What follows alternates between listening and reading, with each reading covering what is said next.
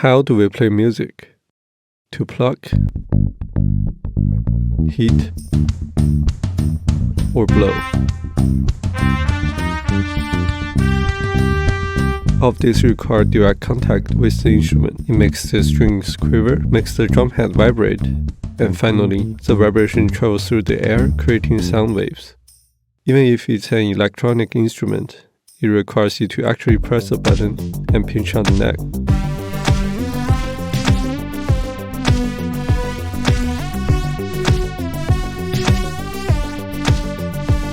Can we control an instrument without touching it? It does exist. It has been around for 100 years.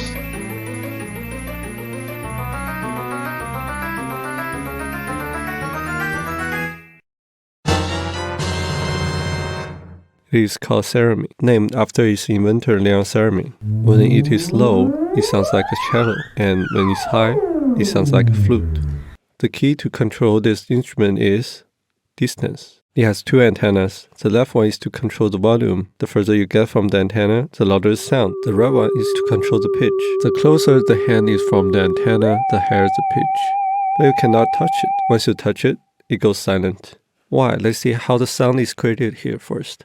Sound comes from vibrations. But how can we create vibrations without contact? We use this electronic component, the oscillator. The core of the oscillator is the capacitor-inductor circuit. A capacitor is a device that holds electricity. When the limit is reached, in order to return to equilibrium, the capacitor will discharge itself. If there is only a capacitor in the circuit, one discharge will bring us to equilibrium. But there's an inductor. The inductor has a tendency to maintain the current, and it prevents the current from suddenly disappearing. You can think of this as pendulum. The capacitance determines how high it swings, and the inductor is inertia which keeps it swinging. Now the capacitor is full again, so the current has to run again in the opposite direction. By repeating this cycle, the vibration is generated. In Theremin, the person and the earth are connected in the circuit.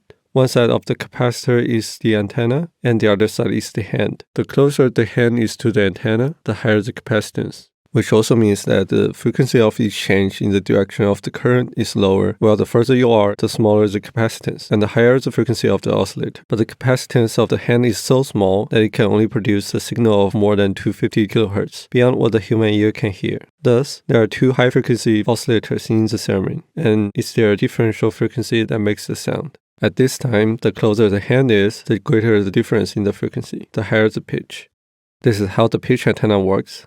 The principle of the volume antenna is similar. The circuit also has a high-frequency oscillator. By changing the capacitance, we can change the voltage and finally control the output volume. Now you know how it works, but it's not easy to play it. Waving your hands in the air with precision is much more difficult than pressing the right keys. How do you find the correct notes in the air? The key is tuning. The Thereminists use the length of their hands as references, adjusting the initial settings so that the full length of their hands is an octave. Then once they know where the middle C note is, the rest of the notes can be calculated.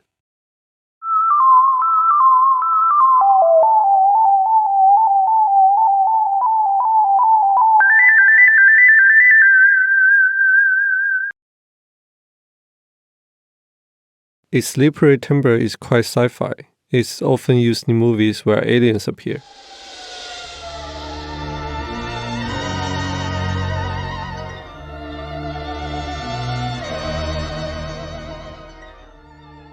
The Beach Boys' Good Vibrations also used an instrument derived from Theremin, which is called electro-theremin. It was a rare sound in 1966.